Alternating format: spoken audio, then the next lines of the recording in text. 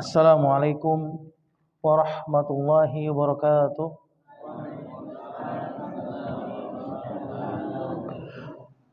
Bismillahirrahmanirrahim. Wassalatu wassalamu ala Rasulillah Nabiyina al-Karim al-Mustafa wa mawala Sayyidina Muhammad ibn Abdullah sallallahu wassalamuhu balagha risalah wa addal amanah wa nasahal ummah wa jahada fillahi haqqa jihadih hatta tarakana 'alal bayda lailuha kanahariha la yazigu anha illa halik. Salatullahi wassalamuhu wa ala alihi wa sahbihi wa man tabi'ahum ihsanin wa jihadin wa tiba'in ila yaumiddin. Qala Allah ta'ala fi Qur'anil Karim, ya ayyuhalladzina amanu taqullaha haqqa tuqatih wa la tamutunna illa wa antum muslimun. Wa qala ta'ala, ya ayyuhan nasu taqu rabbakumul ladzi khalaqakum min nafsin wahidah wa khalaqa minha zawjaha wa bassa minhuma rijalan katsiran wa nisaa'a wattaqullaha alladzi tasaaluna bihi wal arham innallaha kana 'alaikum raqiba. Wa qala ta'ala, ya ayyuhalladzina amanu taqullaha wa qulu qawlan sadida yuslih lakum a'malakum wa yaghfir lakum dhunubakum wa may yuti'illaha wa rasulahu faqad faza fawzan 'azima. Amma ba'd. Rabbi shrah li sadri wa yassir li amri waluqatam min lisani yafqahu qawli. Ba'da. Barakallahu fikum. Alhamdulillah, segala puji bagi Allah Subhanahu wa taala yang telah melimpahkan nikmatnya kepada kita, yaitu nikmat iman wal Islam, yang mana dengan kedua nikmat tersebut kita masih diberikan kesehatan, kekuatan oleh Allah Subhanahu wa taala untuk berkumpul di majlis ilmi dalam rangka sedikit mempelajari agama Allah dan berusaha untuk mengamalkan sunnah Rasulnya sallallahu alaihi wasallam. Salat dan salam kita curahkan kepada Nabi besar kita Muhammad sallallahu alaihi wasallam beserta para keluarganya, para sahabatnya dan pengikutnya. Taib. Barakallahu fikum. Kita akan lanjutkan pembahasan kita Syarah Bulughil Maram di kitab Subulis Salam di Fadilatul Imam As-Sun'ani rahimahullahu taala. Alhamdulillah, kita sudah sampai kepada pembahasan bab yang keempat, yaitu berkenaan dengan babu sutratil musalli, bab sutrah bagi orang-orang yang salat. Kita akan mengulang sedikit pembahasan kita yang lalu. Dijelaskan oleh Al-Imam As-Sun'ani rahimahullahu taala, al-hikmatu minas sutrah. Maka di antara hikmah dari sutrah bagi orang yang salat, beliau mengatakan ada dua hikmahnya, yaitu seseorang yang salat maka hendaklah dia menggunakan sutrah pembatas untuk dirinya dan orang lain. Hikmah yang pertama, kaful basari amma wara'aha, yaitu agar membatasi pandangan seseorang yang sholat agar tidak melebihi dari batasan sutrah tersebut. Ini hikmah yang pertama. Jadi dia lebih fokus pandangan matanya ini sampai tertuju ke bagian sujudnya saja, tidak melebihi dari hal tersebut. Ini hikmah yang dijelaskan oleh Al-Imam As-Sun'ani yang pertama. Kemudian yang kedua, di antara hikmahnya, man'u man yajtazu biqurbihi, yaitu melarang orang yang melewati dekat dari orang yang sholat dengan sutrah. Ini di antara hikmah yang kedua. Jadi kalau misalkan seorang itu sholat dibatasi dengan sutrah, maka menjadikan pembatas bagi orang yang sholat tersebut, menjadi penghalang bagi orang yang sholat agar orang yang melewati ini tidak berani. Orang yang hendak melewati dirinya ini tidak berani lewat di depan orang yang sholat. Ini dua faedah yang telah dijelaskan oleh Al-Imam As-Sun'ani rahimahullahu ta'ala. Wa ukhidha min hadha, dan diambil kesimpulan dari hal tersebut, annahu la yakfi al-khattu baina yadayil al-musalli, bahwasannya tidak cukup seseorang menjadikan sutrah ini pembatas hanya dengan batas garis saja. Seperti yang kita ketahui di banyak-banyak masjid ini biasanya karpet ini ada garisnya. Nah, ini menurut pandangan mazhab Syafi'iyah ini tidak cukup. Ya, tidak cukup menjadikan pembatas sutrah salat ini hanya khat garis saja. Taib. Wa in kana qad jaa bi hadisun akhrajahu Abu Daud, walaupun telah datang hadis yang telah diriwayatkan oleh Imam Abu Daud rahimahullahu taala, illa annahu dhaifun muttarib, kecuali hadis tersebut hadisnya dhaif. Jadi hadisnya tidak bisa kita jadikan hujjah untuk beramal. Hadisnya lemah. Hadis yang telah diriwayatkan oleh Imam Abu Daud bahwasannya dibolehkan menjadikan sutrah itu hanya sebatas garis saja. Taib, barakallahu fikum. Wa yati lil musannif tahsinuhu warada qawlu man qala annahu muttarib. Dan akan datang dari perkataan musannif siapa di sini? Al-Imam Ibnu Hajar Al-Asqalani rahimahullah taala, di mana dia menghasankan hadis yang dibolehkan seseorang salat dengan sutrah itu dengan garis. Taib. Barakallahu fikum. Wa qad akhadha bihi Ahmad bin Hanbal, dan Imam Ahmad bin Hanbal beliau mengambil pendapat dibolehkannya seorang salat menjadikan sutra itu hanya garis saja. Faqala, kemudian beliau mengatakan yakfi al-khat, maka cukup baginya garis sebagai sutrah. Ini pendapat siapa? Berarti pendapat Hambali di sini, bukan Syafi'i. Ini orang terbalik ya. Dia mazhabnya ngaku Syafi'i, tapi kalau sholat sembarangan dia. Belum paham nggak? Tidak pakai Tidak pakai sutra. Tidak menggunakan sutra. Barakallahu fikum. Padahal di sini dijelaskan siapa? Yang mengatakan, yang membolehkan seorang itu sholat itu dengan sutrah itu garis. Ini pendapat siapa? Imam Ahmad bin Hanbal rahimahullahu taala. Kemudian Al-Imam As-Sun'ani melanjutkan, wa yanbaghi lahu an yadnuwa minas sutrati wa la yazida ma bainahu wa bainaha ala salasati azru. Dan diharuskan bagi setiap orang yang sholat menghadap sutrah itu untuk mendekat dari sutrahnya itu tidak lebih antara dirinya dengan sutrah itu 3 hasta. Ini enggak boleh lebih. Dan ini sebaiknya 3 hasta itu bagaimana? Berarti enggak jauh dia. Kalau kita ukur itu setengah meter dari jaraknya. Dia sholat di sini, berarti temboknya di situ. Jadi katakan 3 hasta. Atau sejarak 1 ekor domba. Jadi katakan 3 hasta. Barakallahu fikum. Ya, ini diharuskan, diperintahkan untuk mendekat kepada sutrah yang ketika dia sholat. Barakallahu fikum.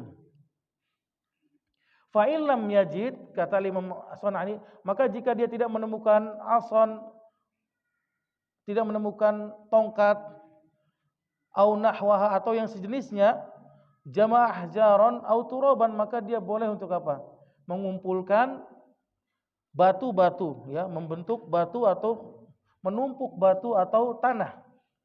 Au mata'ahu, atau dia menaruh barang perbekalannya untuk dijadikan dijadikan sutrah baginya. Maka antum perhatikan di sini. Ini pendapat siapa? Al-Imam An-Nawawi. Al-Imam An-Nawawi adalah salah seorang ulama yang perkataannya mu'tamad di kalangan mazhab Syafi'iyah. Ini mu'tamad Imam Nawawi.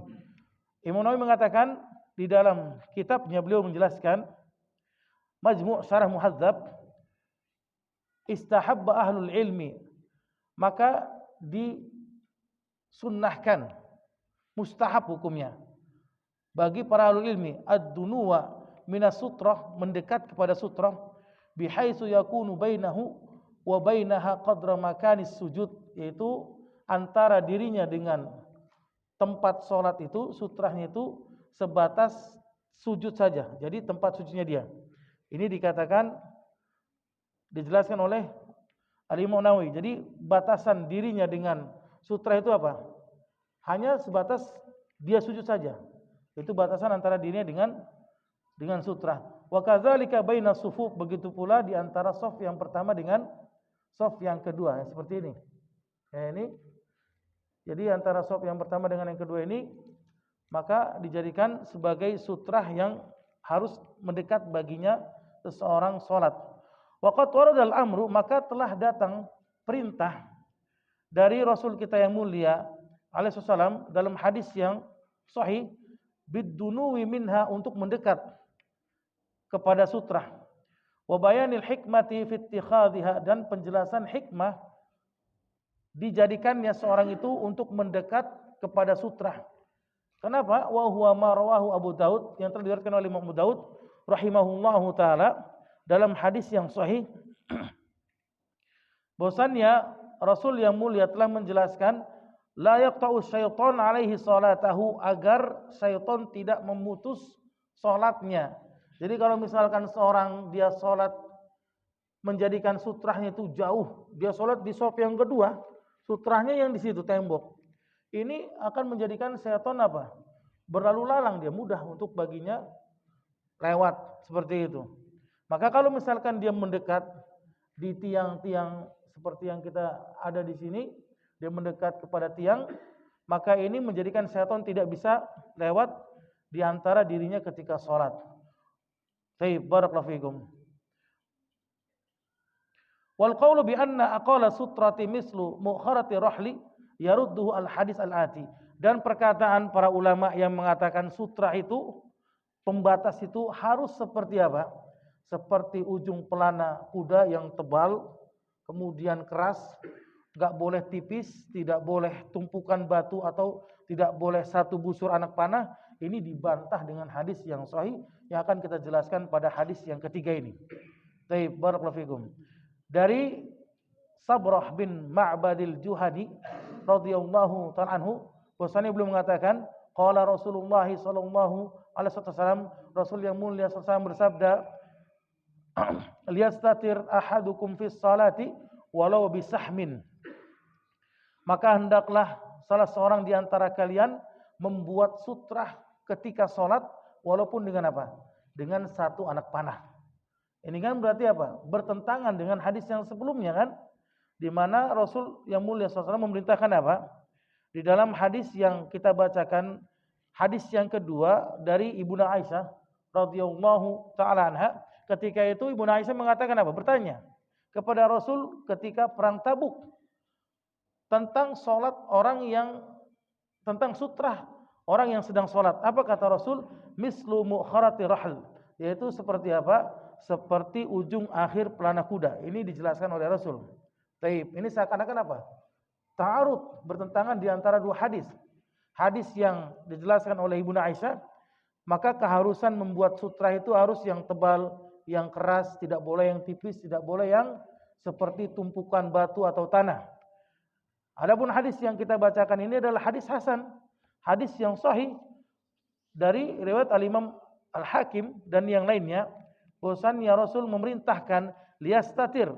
Maka hendaklah, ini perintah di sini dijelaskan dalam kaidah mengatakan al-amru yaqtadil wujub, segala perintah yang datang baik itu dari Al-Qur'an maupun sunnah menunjukkan atas apa? Wajib baginya untuk dikerjakan, kecuali ada dalil yang memalingkan wajib dari sunnah ataupun mustahab. Taib, barakallahu fikum.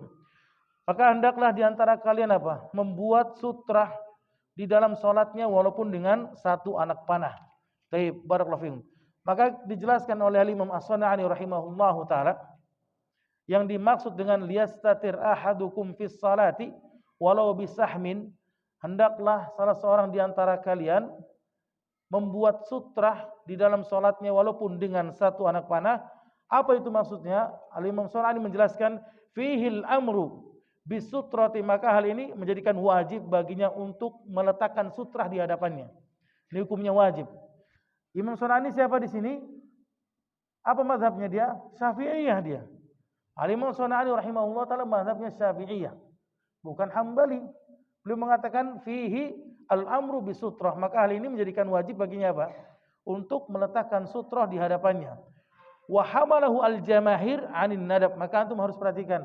Maka para ulama, jumhur ulama dari kalangan mazhab Hanafi, Maliki, Syafi'i, Hambali, mereka mengambil hukumnya menjadi nadab sunnah.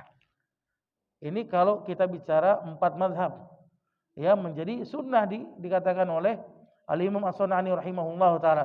Wa arafta, dan kau mengetahui, kata beliau, anna faidat ittikhadhiha annahu ma'attikhadhiha, bahwasannya faidah keberadaan meletakkan sunnah itu untuk apa? Apa faidahnya? Tadi jelaskan apa faidahnya. Apa di antara faedahnya? Maka beliau mengatakan la yaqta'us salata syai'un, maka tidak akan memutus salat salah seorang di antara dengan sesuatu. Ini faedahnya. Maka harus kita letakkan apa sutrah di hadapan kita ketika salat. Untuk apa? Agar tidak memotong atau tidak memutus dari salatnya kita dengan sesuatu apapun yang lewat di hadapan kita. Itu di antara faedahnya. Baik. Barakallahu fikum. Wa ma'a adam ittikhadhiha yaqta'uha ma ya'ti. Adapun sedangkan apabila tidak membuat sutrah, maka bisa jadi salatnya terpotong atau terputus. Kalau misalkan dia sengaja salat di tengah misalkan, atau dia salat di sini tidak menjadikan sutrah di hadapannya, kemudian orang lewat lalu lalang, selesai salat jamaah, kemudian ada orang kan hajanya masing-masing ya. Ada yang dia mau pipis, mau dia BAB, kemudian dia mau ke toko, kemudian dia apa? Ada yang mau bertemu dan sebagainya. Masa iya suruh nunggu dia? Kan mustahil kan? Akhirnya mau nggak mau apa? Banyak di antara kita kalau antum lihat fenomena yang terjadi di masjid-masjid apa? Setelah sholat berjamaah, akhirnya sholat sunnahnya masing-masing mereka. Sembarangan, ada yang sholat di sini, di situ dan sebagainya. Jadi sulit untuk orang apa? Untuk melewati. Padahal ancaman sangat keras sekali jamaah. Ancamannya apa? Pada hadis yang pertama yang kita jelaskan di awal pembahasan bab sutra, lebih baik apa? Seseorang itu dia menahan, menunggu tidak lewat dari orang yang sedang sholat berapa hari? 40. Ada yang mengatakan dalam riwayat lain 40 hari. Berarti ancaman sangat keras sekali kan? Kita berpikir, ya, kita gunakan akal kita. Bukankah Allah mengatakan afala tatafakkarun, afala taqilun? Bukankah kalian gunakan akal kalian untuk berpikir, bertafakur, merenungkan? Kalau seandainya seorang satpam saja yang dia menjaga bank atau menjaga rumah, itu tidak akan sanggup dia berdiri selama 1 hari. Lu bisa bayangkan di sini 1 hari nggak akan sanggup dia. Ini bagaimana seseorang yang diperintahkan oleh Rasul agar dia tidak melewati orang yang sholat, lebih baik dia menunggu selama 40. Nah, riwayat lain mengatakan apa? 40 hari. Itu lebih baik dia. Berarti ancamannya sangat keras sekali. Berarti apa? Kalau sudah ancaman apa? Kalau sudah ada ancaman berupa neraka Allah, berarti hukumnya dosa besar seorang yang sengaja lewat di hadapan orang yang sedang sholat. Karena dijelaskan oleh Imam Az-Zahabi rahimahullah ta'ala, di antara tanda dosa besar apa? Yaitu pelakunya diancam dengan ancaman neraka. Itu dosa besar. Kalau pelakunya tidak diancam dengan ancaman neraka, maka itu menjadi dosa kecil. Yang harus kita pahami. Bedakan antara dosa besar dan dosa kecil. Itu harus kita pahami di sini. Kalau pelakunya Allah ancam dengan neraka jahanam ataupun dengan neraka, maka dia terjatuh pada dosa besar. Taib, barakallahu fikum. Taib. Kita lanjutkan. Walau bisahmin, kata Imam As-Sun'ani, walaupun dengan apa? Dengan satu anak panah, mayufidu annaha tujzi'u asutrata ghalazat au diqqat, maka cukup baginya. Ini faidah yang bisa kita ambil. Cukup baginya apa? Menggunakan sutrah itu walaupun dengan tebal atau tipis, itu boleh dengan satu anak panah. Wa annahu laisa aqalluha misla mukharati arhal. Dan tidak seperti yang telah dijelaskan oleh sebagian dari mereka, bahwasannya sutrah itu batasannya itu seperti apa? Ujung pelana kuda. Barakallahu fikum. Qalu, maka mereka mengatakan, siapa di sini mereka? Ashab mazhab Syafi'iyah. Antum harus pahami di sini karena sedang kita bahas masalah siapa ini? Mazhabnya siapa? Syafi'iyah di sini. Qalu mereka mengatakan wal mukhtar, dan mereka memilih an yaj'ala sutrata an yaminihi aw shimalihi wa la yasmudu ilaiha. Menurut mazhab Syafi'iyah, mereka menjadikan sutra itu diletakkan di kanan atau di kiri, bukan di tengah. Ini harus kita pahami dari pembahasan sutra kita. Banyak yang salah di antara kita apa? Mereka meletakkan sutra itu di tengahnya. Sutra ditaruh di tengah. Ketika dia sholat, dia berada di tengahnya sini. Ini kesalahan yang fatal. Ya, karena dijelaskan oleh mereka, yang benar bagaimana kata mereka, diletakkan di bagian kanannya, dia sholat di sebelah kanan, di sebelah kirinya, atau di bagian kirinya, dia sholat di sebelah kiri kanannya. Maka ini pendapat yang benar menurut mazhab Syafi'iyah. Baik, barakallahu fikum. Kita lanjutkan pembahasan yang selanjutnya, mururul himari wal mar'ati wal kalbil aswad baina yadi al musalli. Lewatnya keledai, perempuan, anjing hitam di antara orang yang sedang sholat. Baik, barakallahu fikum. Kita masuk hadis yang keempat dari Abu Dzar Al-Ghifari radhiyallahu ta'ala anhu, bahwasanya beliau mengatakan, qala Rasulullah sallallahu alaihi wasallam, Rasul yang mulia sallallahu alaihi wasallam bersabda, yaqta'u salatar rajulil muslim, akan terpotong atau akan terputus salat salah seorang di antara seorang muslim, idza lam yakun baina yadayhi misla mukharati rahl, jika tidak ada di antara dirinya itu sutra seperti apa? Seperti ujung akhir pelana, yaitu yang telah dijelaskan pada hadis yang sebelumnya. Al-mar'atu, perempuan yang lewat di hadapannya, wal himar atau keledai, wal kalbul aswad atau anjing hitam. Wa fihi, dalam riwayat yang lain dijelaskan, yang telah diriwayatkan oleh Imam Muslim, al kalbul aswad syaitan, anjing hitam adalah syaitan di sini. Taib, barakallahu fikum. Maka kita jelaskan, Al-Imam As-Sun'ani rahimahullah ta'ala menjelaskan, yang dimaksud dengan yaqta'u salata al-mar'i al-muslim, akan terpotong, terputus salat salah seorang muslim di antara kalian, ay yufsiduha au yuqallilu sawabaha. Ini bisa rusak atau berkurang pahalanya. Ini penjelasan siapa? Al-Imam As-Sun'ani rahimahullah ta'ala. Ya, jadi seseorang itu kalau dia sholat tidak menggunakan sutrah di hadapannya, akan rusak sholatnya. Bahkan nanti akan kita jelaskan batal sholatnya, atau minimal apa? Mengurangi pahala yang ada padanya. Idza lam yakun baina yadayhi mislu mu'kharati arhal, apabila tidak menggunakan di antara dirinya itu apa? Sutrah seperti apa? Akhir ujung pelana. Taib, barakallahu fikum. Al-mar'ah, perempuan yang lewat, kemudian keledai, kemudian anjing hitam. Taib, barakallahu fikum. Qultu, maka aku bertanya, siapa di sini yang bertanya? Siapa yang bertanya? Bukan. Salah seorang bertanya kepada Abu Dzar Al-Ghifari radhiyallahu ta'ala anhu, "Fama balul aswadi minal ahmari minal asfari minal abyad?" Apa bedanya anjing hitam, anjing merah, anjing kuning dan anjing putih? Apa bedanya? Kemudian qala, maka berkata sahabat Abu Dzar Al-Ghifari radhiyallahu ta'ala anhu, "Ya ibna akhi, wahai anak saudaraku, sa'altu Rasulullah sallallahu alaihi wasallam amma sa'altani, aku pernah bertanya kepada Rasulullah seperti apa yang kau tanyakan padaku." Jadi Abu Dzar Al-Ghifari juga bertanya kepada siapa? Kepada Rasul perihal hal ini. Apa bedanya Rasul? Anjing hitam, kemudian anjing merah, anjing kuning, anjing putih, apa bedanya? Benar nggak? Kan kalau kita berpikir, kalau kita menggunakan akal, syariat itu harus diletakkan di mana akal itu? Akal itu harus diletakkan di mana? Di bawah dari ketetapan syariat. Itu akal kita. Jadi kita nggak boleh menjadikan akal itu di atas dari syariat yang mulia. Kan kalau kita berpikir sama aja kan? Bedanya apa? Hitam, kuning, putih, merah. Kan sama-sama anjing.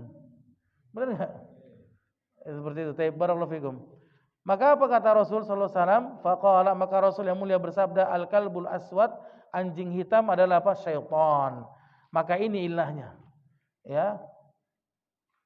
ilah yang diharamkannya seseorang itu, dibatalkannya seorang itu sholat apabila lewat anjing itu, yaitu anjing hitam itu karena apa? Karena syaitan. Taib, barakallahu fikum. Kemudian Al-Imam Shona'ani melanjutkan, al-hadisu dalilun ala annahu yaqta'u salata man la sutrata lahu mururu hadhil madhkurat. Maka hadis yang mulia ini menunjukkan dalil bahwasannya terputusnya salat salah seorang di antara kalian apabila tidak menggunakan sutrah orang yang lewat di hadapannya. Wa zahiru al-qat'i al-ibtal. Dan secara zahir, kata Imam Shona'ani, yang dimaksud terpotong atau terputus adalah batal salatnya. Ini secara zahir. Ini harus kita pahami di sini. Jadi secara zahirnya kalau seorang itu dia salat sengaja tidak menggunakan sutrah di hadapannya, ada orang lewat di hadapannya, maka batal salatnya. Ini secara zahirnya yang harus kita pahami. Wa qad ikhtalafa al-ulama fil amali bidzalik. Maka para ulama berbeda pendapat dalam mengamalkan hadis ini. Hadis yang telah diriwayatkan oleh siapa? Al-Imam Muslim dari sahabat siapa? Abu Dzar Al-Ghifari yang kita bacakan tadi. Faqala qaumun, maka berkata pendapat yang pertama, yaqta'uha al-mar'atu wal kalbul aswad dunal himar, yang membatalkan salat seseorang apabila lewat siapa? Perempuan, anjing hitam tanpa keledai. Ini pendapat yang pertama. Di hadis warada fi dzalika Ibnu Abbas radhiyallahu ta'ala anhuma, maka telah datang hadis dari sahabat Ibnu Abbas radhiyallahu ta'ala anhuma annahu marra baina yaday as-safi ala himarin, bahwasannya suatu ketika pernah lewat di antara shaf para sahabat, ketika itu Rasul sedang sholat, wan nabiyyu sholli, dan Rasul sedang sholat, walam ya'udis shalah, Rasul tidak apa? Mengulang sholatnya. Rasul tidak memerintahkan para sahabat untuk apa? Mengulang sholatnya. Taib. Ini menandakan bahwasannya apa? Menandakan kalau keledai lewat di hadapan orang yang sholat tidak membatalkan sholatnya. Hadis yang sahih. Akhrajahu al-Imam as-Sahihain Al-Bukhari wa Muslim. Faja'aluhu mukhassisan lima huna, maka dijadikanlah hadis ini hadis takhsis, yaitu apa? Hadis yang mutlak, yang umum yang tadi kita bacakan, di mana keledai masuk tentang membatalkan seorang yang lewat sholat, maka datang hadis yang setelahnya ini, maka diambillah hadis yang umum kepada hadis yang khusus. Hadis yang umum tidak berlaku lagi. Antum paham nggak di sini maksudnya? Ngerti nggak? Nah, itu dia yang harus kita pahami. Tadi apa yang telah dijelaskan oleh dari hadis sahabat Abu Dzar Al-Ghifari, apa yang membatalkan orang yang sholat ketika dia sholat lewat perempuan, kemudian keledai dan anjing hitam. Keledai ini masuk kan, kemudian datang hadis yang setelahnya, hadis sahih juga, riwayat Imam Bukhari dan Muslim, bahwasannya keledai tidak termasuk dari yang membatalkan orang yang sholat sedang lewat. Berarti hadis yang pertama ini digugurkan dengan apa? Hadis yang kedua. Hadis yang pertama hadisnya umum ditarik kepada hadis yang khusus. Nanti akan kita jelaskan apa? Hamlul mutlaq 'alal muqayyad di sini. Ya, yaitu dalam kaidah usul al-khassu wal al-umum wal khus, ya. Al-amu wal khas. Jadi hadis yang umum ini bisa ditarik hukumnya diambil kepada hadis yang khusus. Taib, barakallahu fikum. Taib. Ini yang pertama, pendapat yang pertama. Taib. Wa qala al-Ahmad, kemudian berkata Imam Ahmad bin Hanbal, berarti mazhabnya siapa ini? Hambali.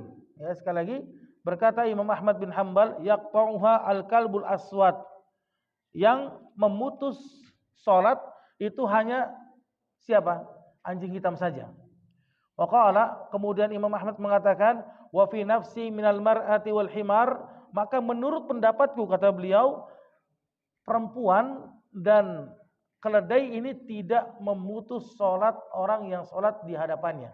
Kalau perempuan lewat ataupun keledai. Apa dalilnya? Amal himar, adapun keledai, fali hadisi Ibnu Abbas yang tidak kita bacakan tadi. Keledai itu tidak membatalkan orang yang sholat kalau lewat hadis Ibnu Abbas dari riwayat Imam Bukhari dan Muslim. Wa ammal mar'atu, adapun perempuan, fali hadis Aisyah, tentang hadis Aisyah radhiyallahu taala anha, indal Bukhari, menurut riwayat Imam Bukhari, annaha qalat, maka beliau mengatakan, kana Rasulullah yusalli minal laili, suatu ketika Rasul pernah salat malam, wa hiya mu'taridatun fi qiblati, dan Aisyah, Ibnu Aisyah sedang berbaring di hadapan kiblatnya Rasul. Jadi Rasul salat di hadapannya siapa? Ibnu Aisyah radhiyallahu taala anha. Fa idza sajada ghamaza, maka ketika Rasul sujud, maka Rasul apa? Mengisyaratkan dengan menyentuh kakinya. Kakinya siapa? Ibnu Aisyah radhiyallahu taala anha. Ya, kemudian fakafat huma, maka beliau menekuk kedua kakinya. Jadi ketika ditepuk, dikasih isyarat tanda supaya apa? Mengangkat kakinya, Ibnu Aisyah mengangkat kakinya. Fa idza qama basatat huma, maka ketika Rasul berdiri lagi di rakaat yang selanjutnya, Ibnu Aisyah apa? Melonjorkan kakinya kembali.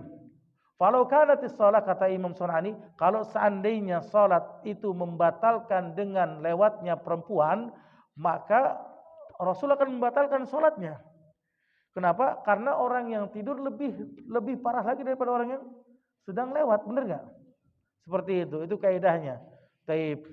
Wa dhahabal jumhur, antum perhatikan di sini. Maka berkata jumhur, siapa di sini jumhur? Para ulama jumhur mazhab apa? Hanafi, Maliki, Syafi'i dan Hambali mengatakan ila annahu la yaqta'uha syai'un, bahwasannya tidak membatalkan sesuatu apapun orang yang lewat di depan orang yang sholat. Taib, barakallahu fikum.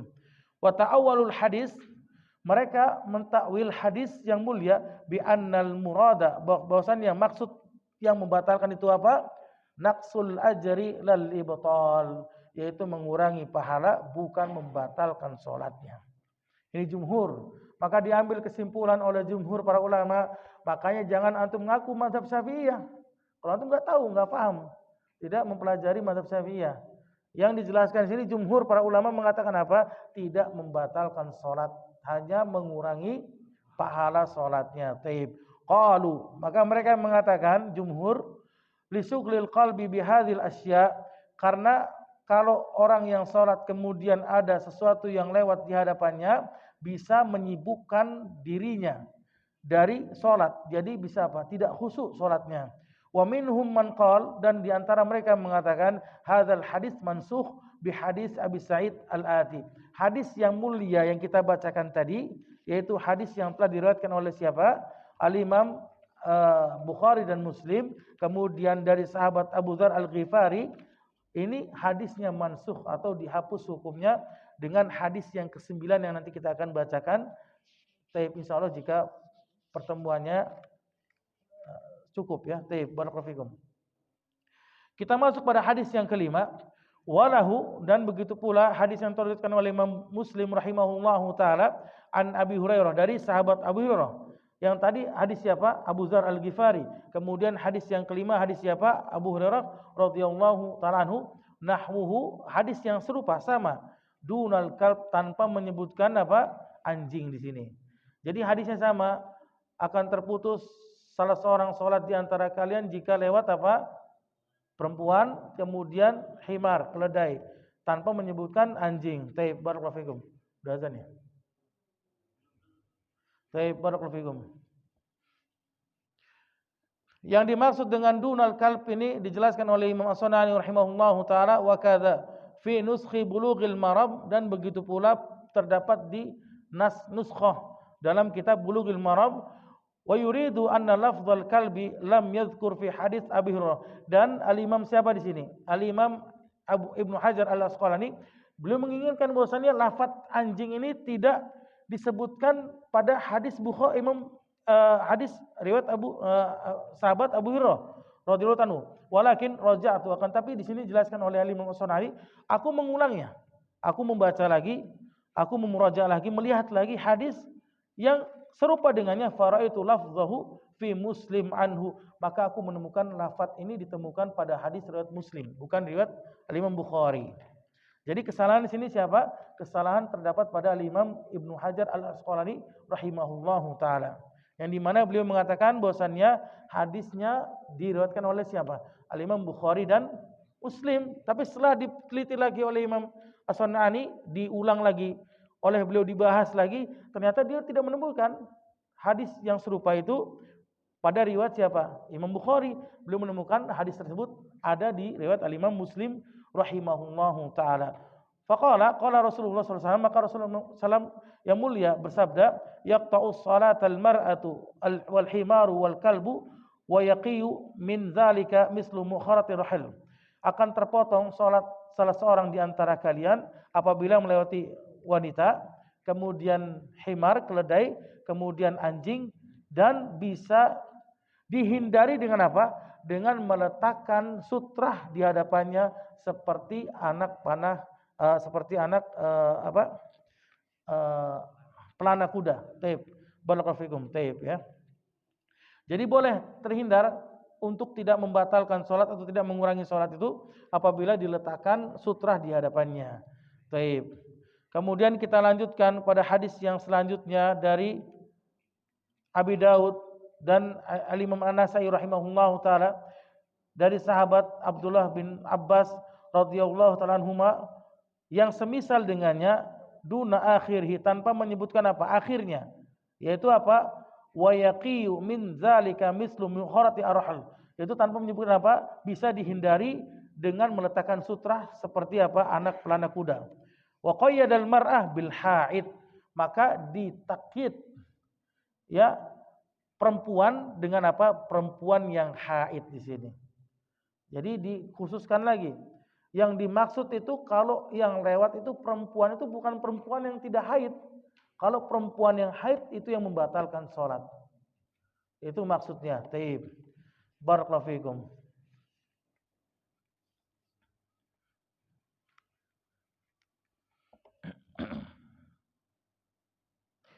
Wa taqyidul mar'a dijelaskan oleh Al-Imam As-San'ani rahimahullahu taala, dan mengkaitkan perempuan dengan perempuan yang haid yaqtadi ma'asihatil hadis, menunjukkan bahwa apa? Tentang sahihnya hadis tersebut. Wa hamlul mutlaq 'alal muqayyad, maka diambil hukum menarik hadis yang umum mutlak kepada hadis yang taqyid, hadis yang khusus. Fala taqta'u illal haid, maka tidak membatalkan salat salah seorang di antara kalian kecuali perempuan yang haid. Jadi kalau perempuan biasa, istri kita misalkan, kita sholat di rumah, lupa kita menggunakan sutrah, ya, maka tidak membatalkan sholatnya. Dia lewat, ya pakai daster, waduh repot kalau pakai daster ya. Ini bukan ini lagi, udah langsung batal umum ini, ya kan, benar kan? Kalau sholat sunnah kan bukan sholat wajib kan, barakallahu fikum ya. Maka tidak membatalkan sholatnya. Kama annahu utliqa al-qalbu an wasfihi bil aswad, sebagaimana telah dimutlakan anjing itu dengan sifatnya anjing hitam. Fi ba'dil ahadis, di sebagian hadis. Wa qayyada fi ba'dihha bihi, dan ditakyid pada hadis-hadis yang sebagiannya. Wa hamalu al-mutlaq 'alal muqayyad, dan mereka para ulama mereka mengambil atau menarik hadis mutlak pada hadis yang takyid. Wa qalu, maka mereka mengatakan la yaqta'u illal aswad, tidak akan membatalkan salat salah seorang di antara kalian kecuali anjing hitam. Fata'ina fil mar'ati al haid, begitu pula mereka mengkhususkan perempuan dengan perempuan yang haid. Hamlul mutlaq 'alal muqayyad, maka kaidah mengatakan apa? Maka diambillah hadis yang mutlak ditarik kepada hadis yang takyid. Barakallahu fikum. Kita azan dulu silakan, kemudian kita tanya jawab. Allahu taala a'lam wa a'lam. Barakallahu fikum.